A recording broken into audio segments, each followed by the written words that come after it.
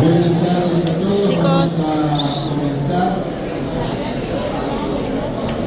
Como rector del Colegio Manuel Belgrano, doy la bienvenida a todos los visitantes que se han acercado al colegio para ayudarnos a nosotros como educadores a la tarea de la memoria, que es algo muy importante porque cuando nosotros éramos chicos vivimos estos hechos tan trágicos para la vida del país. Y el tiempo que transcurre hace que los chicos, decían ustedes, no sepan, no tengan la real idea de lo grave que fueron todos esos hechos. Lo que se vive de un modo firme y lo tenemos prendido en nuestro cuerpo, en nuestra conciencia. Y los que no viven, los que no vivieron nada, bueno, nosotros tenemos la obligación de transmitir esto para que no se pierda. Hoy a la mañana yo hacía una referencia literaria y la quiero volver a hacer. Un escritor, también desaparecido, Héctor Oesterheld, escribió una historieta muy maravillosa que se llama El Eternauta. Y en esa historieta, que comienza con una nevada fosforescente sobre Buenos Aires, es una historia de ciencia ficción, pero que yo prefiero y muchos prefieren leerla como una metáfora de lo que pasaría en el futuro argentino, una nevada invisible que arrastraría a las personas y las mataría como esa nevada fosforescente de historieta. En ese sentido, el día que comenzó la nevada fosforescente es el día en que Juan Salvo está jugando con sus amigos en su casa, y el día que eso ocurrió en la realidad, 17 años después, el 24 de marzo de 1976, yo les quiero transmitir mi propia experiencia. Yo estaba durmiendo con música, era alumno de quinto año de la escuela secundaria, y la placidez del sueño fue interrumpida porque la música que yo había dejado puesta, que me seguía acompañando de la radio, fue cortada y aparecieron las proclamas militares y las marchas y las músicas militares que señalaban otra cosa. Yo me desperté, no me pude dormir más y empecé a buscar la confirmación en radios de otro país. Y encontré la confirmación en la radio de Brasil, que me decía que la presidenta de entonces había sido derrocada. En ese momento yo intuí que algo muy grave estaba por pasar y me empecé a preocupar, preocupación que duró unos cuantos años. No iba a saberlo yo, que compañeros míos iban a estar desaparecidos, y así fueron las cosas.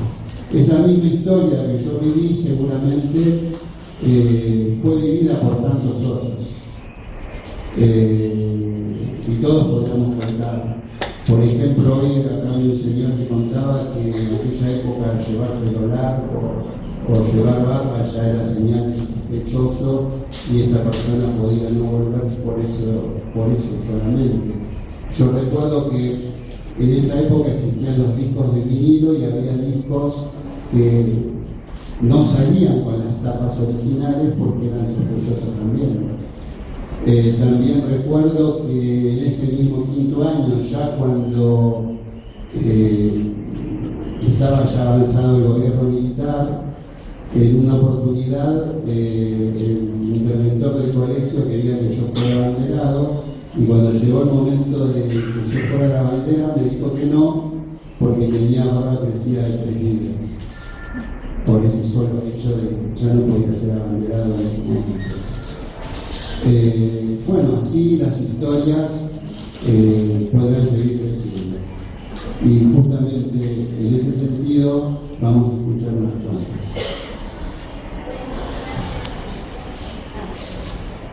Sí, buenos días. Yo quería agradecer a todos por participar en este homenaje a los alumnos de Manuel Belgrano y de la Revolución de Mayo, detenidos, desaparecidos y asesinados durante la última dictadura militar.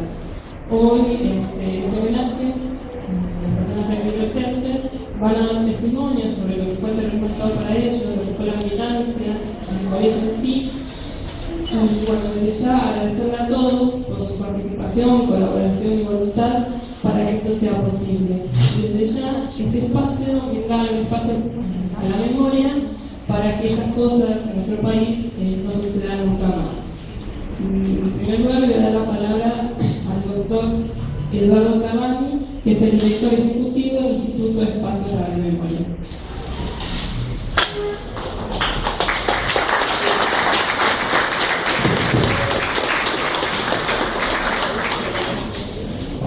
Bueno, buenos días.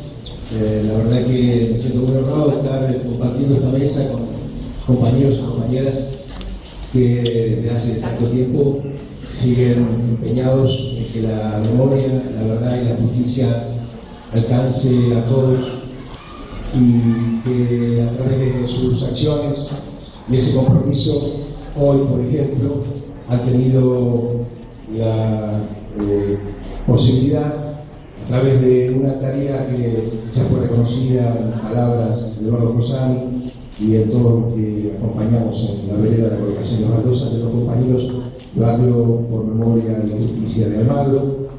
Esas marcas son imprescindibles, esas huellas que dejan esas baldosas son imprescindibles.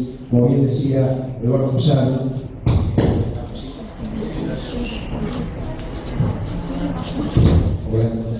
la posibilidad de que cualquiera que transite las calles y otras tantas de la ciudad advierta esa señal, esa marca, que da cuenta no solo de nombres, porque nosotros en realidad no planteamos la memoria como una mera ignorancia, y también lo vale pensarla desde ese lugar. Lo planteamos también como una necesidad concreta, como también se dijo acá, de que la memoria nos permita alcanzar la verdad y llegar a la justicia. En estos días transitamos por esos caminos y hay muchos genocidas, como ustedes saben, están siendo juzgados y condenados por sus crímenes. Eso, por cierto, hay que tenerlo muy presente, que es el resultado de la larga lucha del movimiento de derechos humanos, ese movimiento de derechos humanos que nunca claudicó, que con enorme porfía enfrentó al poder y siguió luchando por esas consignas que son banderas universales. Y también por decisiones políticas concretas, desde el Ejecutivo Nacional, desde el Legislativo y la propia cabeza del Poder Judicial. Eso se ha transformado en política de Estado. Es política de Estado la memoria, la verdad y la justicia. Yo vengo en representación del Instituto Espacio para la Memoria, un instituto creado con una finalidad y con una misión que es el resguardo de la memoria y la transmisión de la memoria. Y la transmisión tiene que ver con todos ustedes, con el trabajo que nos podamos dar con todos ustedes, con los jóvenes, que no vivieron ese periodo, esa época brutal, arrasadora. Y básicamente yo soy, además, ustedes lo podrán apreciar por mis caras, un hombre, un compañero de esos compañeros que están hoy señalados, nombrados en esas baldosas. Soy de esa generación, me siento muy orgulloso de ser parte de esa historia y por eso la verdad que evocarlos además nos impone a la emoción también el recuerdo de sus luchas, de su militancia, del compromiso de esos compañeros por hacer realidad algo que no existía, por transformar una situación que era en realidad que afectaba al pueblo argentino y que en realidad parecía ser una utopía. Y tras esas utopías, estos compañeros y compañeras caminaron y lucharon, y la verdad que reivindicarlos, recordarlos, evocarlos hoy, es evocar también la alegría con que ellos se enfrentaban a una situación como la que se vivía por aquel entonces. Evocarlos con alegría y evocarlos en esa lucha para nosotros es muy importante. Nosotros como Instituto Espacio para la Memoria tenemos una tarea que es trabajar con ustedes. Yo hace muy poco asumí esta responsabilidad con mucho entusiasmo y también con mucha firmeza. Estamos planeando recorrer todas las escuelas de la Ciudad de Buenos Aires para trabajar con la comunidad educativa, fundamentalmente con los estudiantes y los docentes, como los que hoy han permitido que esto fuera realidad. Y trabajar significa, además de la vocación, que todos ustedes con nosotros piensen aquello que nos pasó, que no debe volver a pasar nunca más, pero además trabajar por aquellos sueños que estos compañeros elaboraron y que siguen vigentes. Esos sueños necesitamos hacerlos realidad, porque el sistema en el que vivimos es un sistema injusto y hay que transformarlo en un sistema que nos permita reconocerlos como iguales.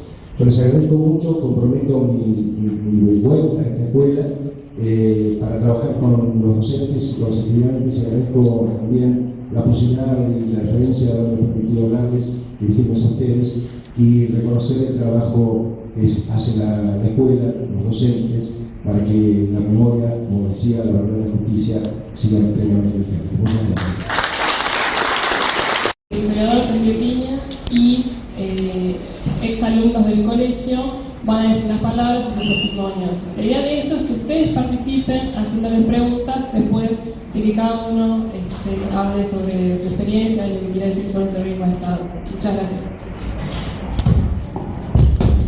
Gracias a todos. La verdad que es muy lindo estar acá en mi escuela. Acá pasé toda la escuela secundaria y bueno, hoy fue un día de mucha emoción. Recordar a los compañeros, recordarlos con este sentimiento de vida, ¿no? Recordarlos como lo que era, con gente llena de ganas de vivir, vives con ustedes, exactamente iguales, en otro contexto del mundo. No éramos ni mejores ni peores que ustedes, éramos adolescentes que teníamos otro horizonte, otro mundo, y pensamos que el cambio estaba ahí a la vuelta de la esquina, así parecía demostrar lo que estaba pasando en todas partes, ¿no? Así que eran chicos con inquietudes, con ganas de vivir, de escuchar música, de divertirse y también de arriesgar su vida por los demás. Creo que una cosa muy importante a recordar es que aquella Argentina de aquellos años 75, donde empezó la represión, donde empezaron las cosas complicadas, todavía una Argentina bastante justa en términos económicos. Sí, había cierta igualdad, ¿no?, en ese momento, y sin embargo uno quería más. Uno ya a partir de 1974, donde las cifras daban cierta equidad, uno sentía que todavía había mucho para hacer en Argentina, y por eso hubo un incremento notable en el estudiantado secundario, la militancia secundaria entre 73, 84 y 75, de un año muy peligroso, y muchos chicos se sumaron fuertemente a la militancia en aquellos años, chicos de 14, de 15, 16 años, que querían cambiar las cosas para que todos tuvieran la misma oportunidad que ellos de llegar a la secundaria. La época que llegar a la secundaria no era fácil, todavía había muchos chicos que no accedían a la escuela secundaria, también era una tarea que nos proponíamos en las agrupaciones secundarias, coordinar la realidad con el adentro, ¿no? Las escuelas industriales, para que los chicos que iban a pasar en las fábricas tuvieran conciencia de lo que significaba, mejorar los planes de estudio, discutíamos mucho materias como historia, educación democrática, que pudimos cambiar por ERSA, una materia que era estudio de la organización argentina, donde veíamos lo que pasaba en nuestro país, en vez de aquella materia donde nos enseñaban todavía en términos de tirano prófugo, cuando hablaban de Perón, ese tipo de cosas. Así que había mucho para luchar, por los compañeros, por la Argentina, por la sociedad. Así que creo que es importante recordar a aquellos pibes que han quedado pibes para siempre, jovencitos para siempre y siempre presentes entre nosotros. Así que simplemente quería transmitirles eso. Piensen en ellos no como personas especiales, sino como chicos como ustedes, con ganas de cambiar las cosas, a los que les pasó lo que les pasó justamente en aquella sociedad injusta, que odiaba a los jóvenes, que odiaba el cambio, que odiaba la posibilidad de modificar las cosas, esa sociedad conservadora y represiva que tuvimos en la Villa Argentina de aquellos años. Así que simplemente el recuerdo y la emoción muy fuerte de estar acá y ver los nombres de nuestros queridos compañeros, del enorme profesor Haroldo Conti, que tuvimos el honor de tenerlo acá en la Revolución de Mayo, uno de los más grandes escritores argentinos, así que pueden estar muy honrados de estar acá y bueno, sigamos luchando por la memoria y recordándolo siempre con mucho cariño y con alegría como ellos se lo merecen. Muchas gracias.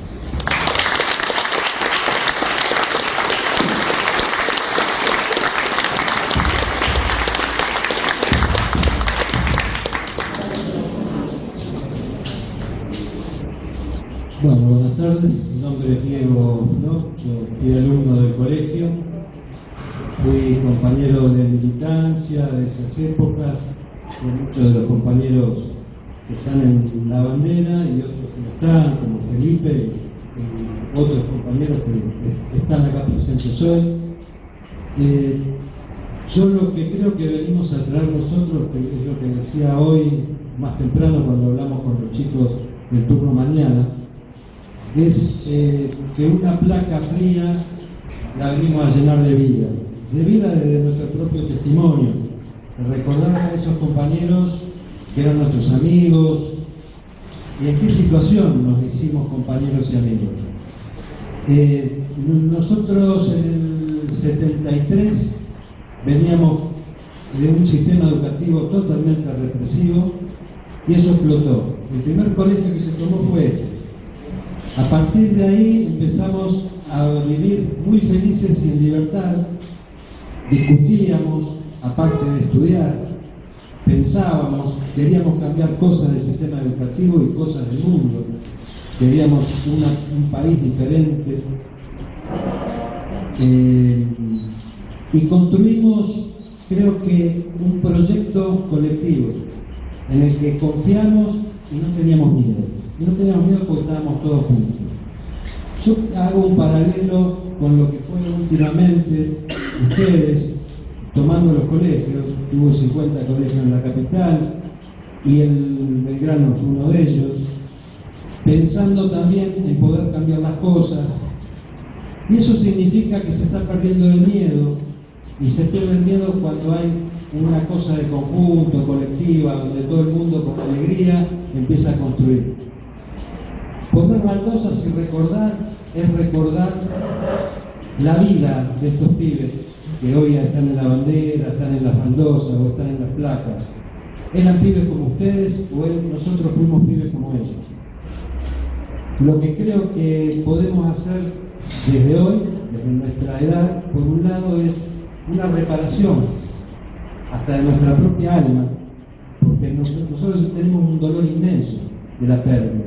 Nosotros hemos perdido nuestros grandes y queridos. Acá hay familiares que les ha pasado lo mismo y hemos estado todos dispersos, muchos años, sin poder hacer algo juntos. Creo que nos empezamos a juntar familiares, exalumnos, excompañeros, a reconstruir con anécdotas quién fue fulano, qué hacía, qué no hacía. Eso nos ha traído de alguna forma una reparación al alma. Y por otro lado, también poder transmitirles a ustedes que esos pibes vivos son ustedes. Y el proyecto que ustedes puedan hacer juntos es el proyecto que vale. El proyecto solo no existe. Solos no somos nada. Somos muchos juntos. En eso creímos y por eso fuimos felices, en el medio del terror. Nada más.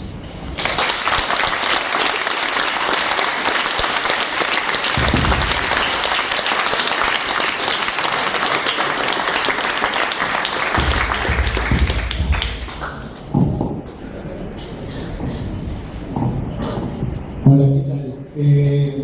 Yo me llamo Pablo Bari y también estudié en este colegio en los 70 y algunos de los nombres que están ahí en la vereda fueron conocidos y compañeros muy queridos. Lo que quiero decir para empezar es que vivir la adolescencia en otra época es es vivir en otro país, sencillamente. Y hasta un punto que no pueden imaginar. Buenos Aires puede ser una ciudad todavía un poco hostil para los jóvenes, para los adolescentes, pero era infinitamente más hostil y casi más enemiga para cualquier chico de su edad en aquellos años. Quiero decir que era incómodo caminar por la calle, era incómodo volver a casa, era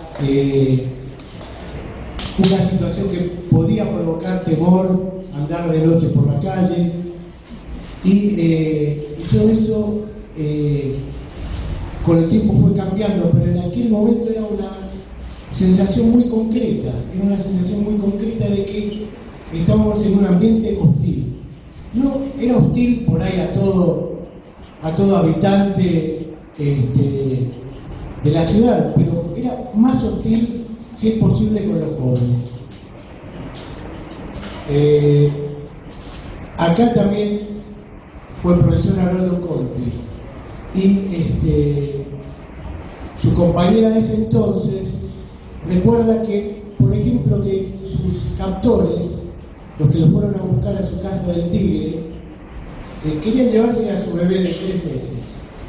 Su bebé de 3 meses. Entonces, uno de esos esbirros dijo: llévanos al bebé, es rubio, podemos sacar mucha guita. Entonces, la mujer,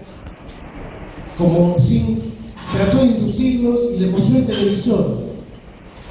Y se llevaron el televisor, pero solamente porque el televisor era, no sé, monetariamente más fácil de convertir en dinero. Quiero que conserven esta idea: un bebé o un televisor. Un bebé o un televisor. El bebé era rubio, consideraron eso como variable económica. Haroldo Conti era profesor de este colegio y, como dijo Felipe Piña, es uno de los más importantes escritores argentinos. Por otra parte, las baldosas, que están ahí con nombres que están tallados en un fondo colorido en las calles de Buenos Aires, otra vez. Y a mí me gusta imaginar, como dije hace un rato, que esas baldosas forman el aparato circulatorio de la ciudad, una especie de recorrido donde uno puede reconstruir el camino de habitantes de esta ciudad, habitantes jóvenes o adultos, en este caso jóvenes, muy jóvenes, que venían a estudiar acá, a este colegio. Y así como Borges, por ejemplo, imaginó el Aleph en la calle Constitución, en la calle Garay de Constitución, a mí me gusta pensar que estas baldosas forman parte del aparato circulatorio de la ciudad, donde circula una sangre que está ahí, que se perdió tristemente, pero que todavía queda, digamos, en lo que nosotros podemos reconstruir de ellos, de sus vidas, y en lo que llevamos en algún lugar del cuerpo, que no se puede nombrar, que no se puede encontrar, porque duele en un lugar que no es la rodilla, el brazo, la cabeza, duele en un lugar muy difícil de encontrar, duele en un espacio que uno tiene, si quieren llamarlo memoria, en la memoria, pero es otro lugar, es un lugar que, además de la memoria, tiene un recuerdo presente, porque cuando yo veo esos nombres, me da ganas de tocarlos, como si pudiera reconstruir algo a partir de eso. Bueno, eso es todo.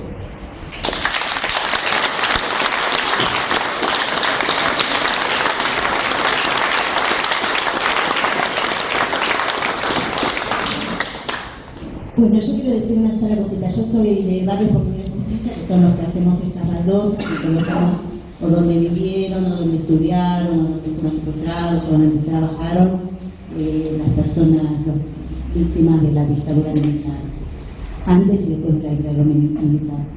Pero lo que les quiero decir es que a mí me emociona de que estén todos ustedes, que son chicos jóvenes, que, bueno, acá existe gente que debe tener añoranzas de esa época de la dictadura, ¿no? Y que le gustaría volver, y que en la medida que ustedes se apropien de esto, que ustedes sepan y que todo el mundo sepa, lo que se está garantizando es que esto no vuelva a suceder nunca más. O sea, que no les pase ni a sus hijos, ni a sus nietos, ni a sus bisnietos, ¿no? Porque si esto queda en el olvido, puede volver a suceder, se puede engañar, se puede pintar de otros colores y puede, no tenemos la garantía son ustedes. Eso es lo que yo les quiero transmitir, ¿no? Que me parece importantísimo que bueno, que ustedes que son jóvenes se apropien de esto para que nunca más suceda a nadie.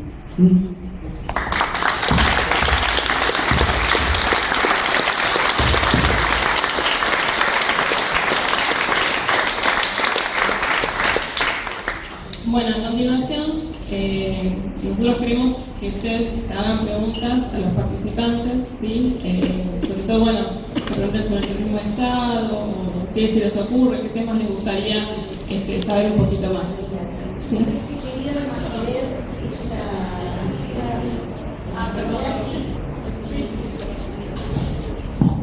Hola. Pablo es hermano de Marcelo Eber y yo soy cuñada de Marcelo Eber. Y bueno, junto con Marcelo desapareció también mi hermana en el 77. Pero Iñaki, el hermano de Marcelo, que también estudió en esta escuela, mandó esta misiva ayer. En el año 75, Iñaki se llama Eduardo Ignacio, él era igual que su papá, igual como se llamaba su papá. Y en el año 75, las 3A secuestra al padre por un error de homonimia, pensando que se llevaba a Iñaki, porque Iñaki era militante de la UES. En ese momento, luego de esta situación terrorífica, el papá resuelve exilarse en Venezuela y se lo lleva a Iñaki, y Marcelo, que ya había terminado el secundario y era un poco más grande, no quiso irse y se quedó aquí porque eligió seguir militando. Y además, bueno, era más grande y pudo decirle que no a su papá. Y esta es la carta que mandó Iñaki, que dice: hola a todos, lamento sinceramente no tener la oportunidad de acompañarlos mañana, ya que vivo en Venezuela. Quiero agradecerles a todos los que hicieron posible estas hermosas baldosas. Quiero agradecerles sinceramente el trabajo que por la memoria ustedes hacen. Y si estuviesen allí mañana, quisiera transmitirle a los chicos del colegio que nuestro hermano, que los amigos y compañeros que las baldosas aparecen sus nombres a su misma edad, no solo soñaban con un mejor país, militaban para construirlo. Fueron consecuentes con sus principios y valores y no buscaban nada para sí mismos, buscaban para todos. No tenían egoísmos, tenían esperanza. También leían, hacían música, escribían, pintaban, iban a fiestas, combinaban su edad con el compromiso. Fueron personas tan maravillosas que aún nos hacen falta, siempre nos harán falta. Por eso ellos y los 30.000 están presentes. Y esas baldosas en la puerta del hermoso colegio donde estudiamos es el mejor homenaje a la memoria, la de ellos, las de las futuras generaciones. Nunca jamás, y la memoria es la única forma que no se repita nunca jamás. Con todo cariño, Iñaki.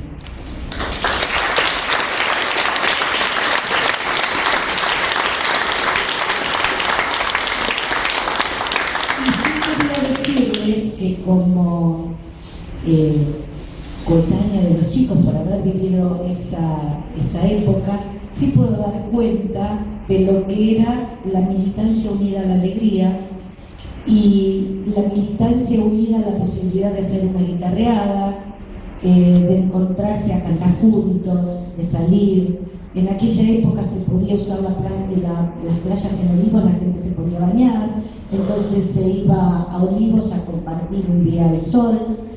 Y es verdad, después la época se fue poniendo mucho más difícil y cada vez ese tipo de actividad de alegría y recreativa se fue perdiendo porque era más difícil encontrarse, porque era más difícil abrir sus casas por motivos de seguridad, porque cuando Marcelo se casó con mi hermana Susana, de sus compañeros, solo pudo estar Norberto Biosca-Agüero, que yo lo conocía como Hueso, no sabía en ese momento su nombre, porque no sabíamos los nombres legales de la gente, pero sí pudo estar en la pequeña reunión que se hizo en la casa de mis viejos, porque ella lo conocía a Marcelo de antes y eran amigos de toda la vida, y no había problemas de que tuviera una dirección o un nombre, porque eso ya se sabía.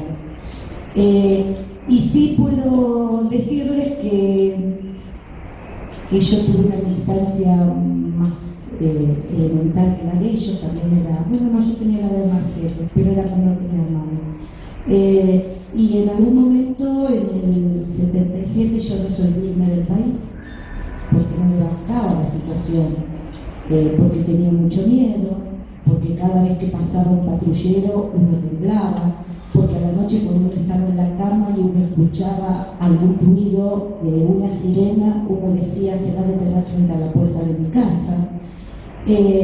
Y cuando le comenté que, bueno, que yo me iba bueno, con mi compañero y actual marido desde entonces, lo que en ese momento ellos me dijeron, a través de, estábamos juntos los cuatro, y mi hermana me dijo en ese momento que no se iban a ir, que ellos iban a correr la suerte del pueblo argentino, que no querían disfrutar del beneficio de tener padres que les podían pagar el pasaje, porque había muchos que no contaban con ese beneficio, y que ellos iban a seguir con la lucha, y que si tenían que ser bandera de lucha, pues lo iban a hacer. Yo me fui y al mes y medio a ellos los secuestraron. Y durante muchísimos años ni siquiera supimos que había sido de su suerte. Después supimos que estuvieron en el club atlético y son desaparecidos del Atlético, que es un centro clandestino que está debajo de la autopista en San Juan, en Paseo Colón, entre Cochabamba y San Juan.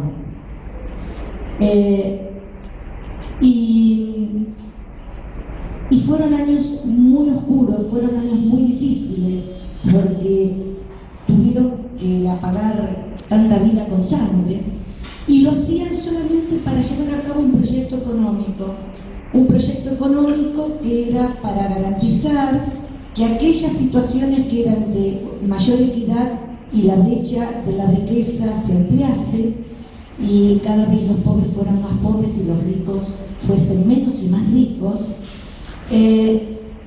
y que todo tuvo un motivo y tuvo una razón económica. Por eso nosotros hablamos no solo de golpe militar, sino de golpe cívico-militar, porque hubo una sociedad civil que estuvo en connivencia con los militares, que fueron como el brazo armado que ejecutaron un proyecto económico que estuvo pensado por civiles.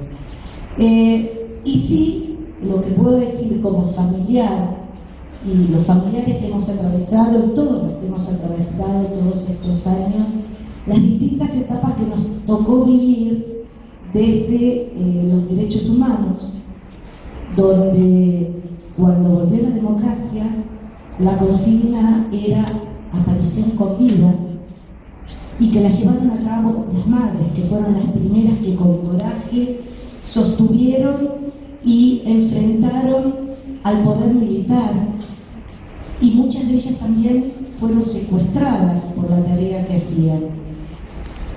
Y con los años, los hijos crecieron y luego organizaron la agrupación Hijos, y creo que ahí también fue un hito de los derechos humanos y empezó a aparecer otro tipo de actor social, de personas que socialmente salieron a la calle porque como no había justicia, porque cuando Alfonsín inicia los juicios, luego con una intentona de golpe se producen las leyes de obediencia de vida y punto final, que ustedes las conocen, ¿saben cuáles son?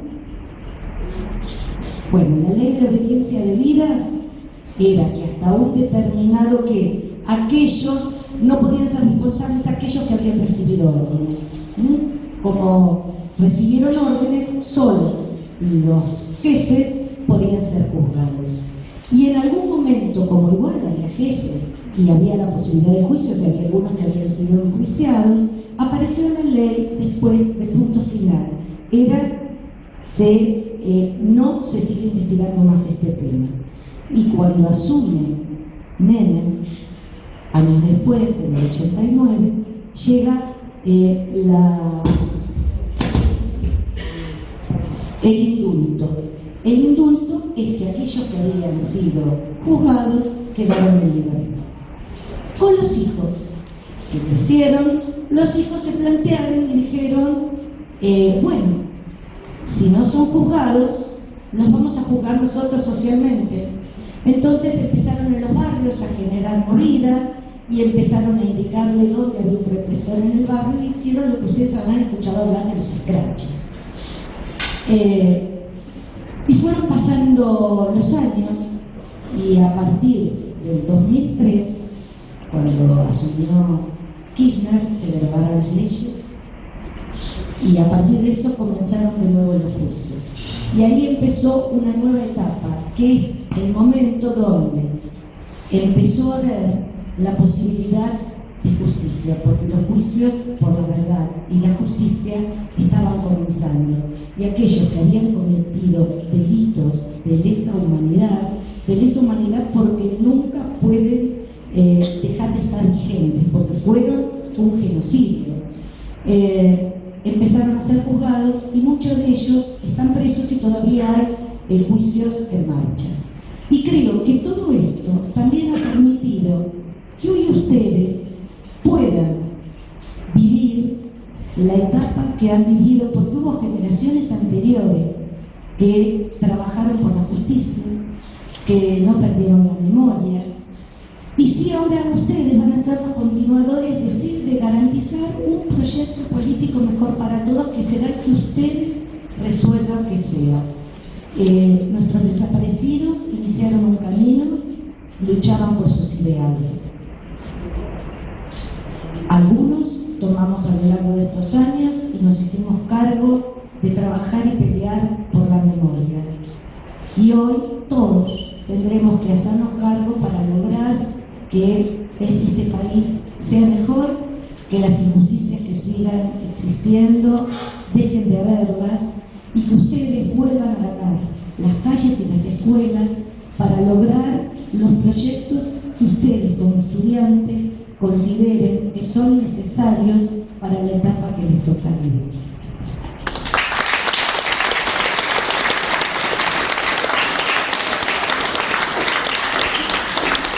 Ahora sí, le pido a los chicos que hagan preguntas, si quieran, levante la mano por favor, así podemos hacer las preguntas.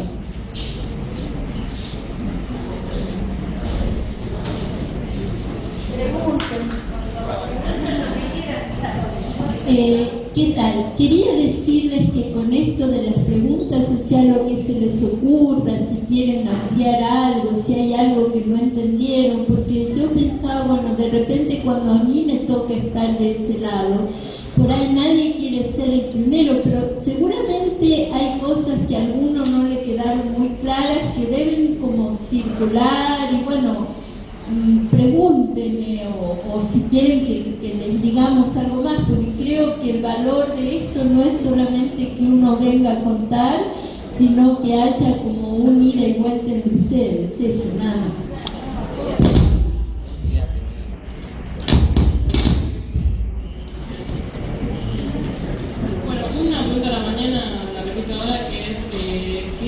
postula como las autoridades del colegio cuando ocurrían desapariciones de los alumnos.